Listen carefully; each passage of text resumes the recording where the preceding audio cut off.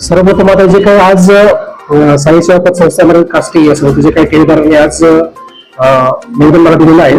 त्याच्यामध्ये प्रकाशाने एकच बाब दिसते की संस्थेच्या गेल्या 3-4 महिन्यापासून या ठेवीच्या रक्कम ज्या आहेत तर बहुतांश ठेवीदारांना मिळालेल्या नाही आहेत. काही ठेवीदारांना मिळाल्या त्या पण त्या म्हणजे अल्प प्रमाणात मिळालेल्या आहेत. त्याच्या अनुषंगानेच जसं लेखापरीक्षण अहवालात बाबी आल्या गंभीर बाबी त्याच्या अनुषंगाने आमच्या कार्यालयाकडनं सदर संस्था राज्यस्तरीय असल्यामुळे मान्य सहकार्याच्या कार्यालयाने त्याचा अहवाल दिलेला होता. आपण प्राथमिक चौकशी करणे आवश्यक असं आहे म्हणून त्याच्या अनुषंगाने माझी स्वतःची चौकशी अधिकारी म्हणून या संस्थेने केलेली आहे.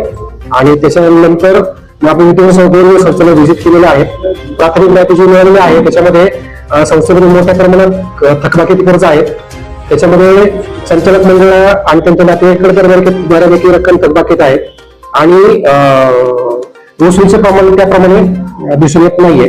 त्याच्यामुळे ठेवी न देण्यामध्ये संस्थेची अपेक्षा ठरत आहे. त्याच्यात मूळ कारण म्हणजे कर्जदारांकडे मोठ्या प्रमाणात ठेवीच्या रक्कम अडकलेल्या आहेत. संस्थेचा आपला शेवटचं लेखापरीक्षण अहवाल 25 तारखेला झालेलाच आहे आणि त्या अहवालाच्या आधारावरच हे जे काही अनियमितता आहे संचालकाकडची थकबाकी असेल, नियमबाह्य गुंतवणुकी असेल, अनियमबाह्य कर्ज वाटप असेल किंवा संस्थेचे जे काही नियमप्रमाणे त्यांना मर्यादा आहे एका व्यक्तीला किती कर्ज देऊ शकतो त्याचं उल्लंघन वाटप झालेलं आहे. त्याच्यामुळेच ही रक्कम वसुली संस्थेला अडचण निर्माण होत आहे. 31/3/25 परिस्थिती दिसते. साधारणतः 75 कोटी संस्थेला ठेवी आहेत आणि साधारणतः 65 कोटीच्या आसपास कर्ज आहेत.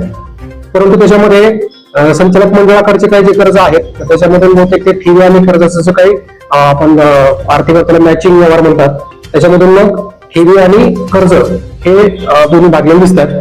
तरी पण सध्या मला जे प्राथमिक माहिती दिसते साधारणतः अद्याप देखील साधारणतः 25 ते 50 कोटीच्या आसपास कर्ज वसूल होणे अद्याप बाकी आहे. परंतु संस्थेने सक्तीची जी कारवाई आहे ती आपल्याकडे कायद्याचं कलम 101 आहे. 101 नुसार वसुली अधिकाऱ्याची नियुक्ती करून ते सक्तीने कर्जदारांकडून वसुली करणे याच्यामध्ये संचालक मंडळाने प्राथमिक दिसते की त्याच्यामध्ये जाणीवपूर्वक दुर्लक्ष केलेलं आहे. त्याच्यामुळं वसुली न झाल्यामुळे त्या ठेवी अडकलेल्या दिसतात. प्राथमिकतेने की ठेवी दिल्या जाऊ शकत नाही म्हणून तर आपल्या कायद्यामध्ये काय त्याच्या तरतूद नाहीये संचालक मंडळ फौजदारीचा. परंतु जर आता आपली जी चौकशी आहे कलम 83 अंतर्गत त्या चौकशीमध्ये जर काही निष्पन्न झालं की याच्यामध्ये कर्जच मुळात बोगस आहे म्हणजे कर्ज दिसत आहेत परंतु जर ते बोगस कर्ज असतील तर त्याच्या अनुषंगाने नक्कीच मग आपण अहवाल निबंधकाला सादर करून त्याच्यानंतर मग फौजदारीची प्रक्रिया होऊ शकते. त्या अहवालावर एक विशेष अहवाल केला जातो. त्या विशेष अहवालामध्ये निदर्शनास आलं की याच्यामध्ये थकबाकी मोठ्या प्रमाणात आहे आणि त्याच्यामध्ये पण संचालकांकडे आणि त्यांच्या नातेवाईकांकडे जास्त प्रमाणात आहे.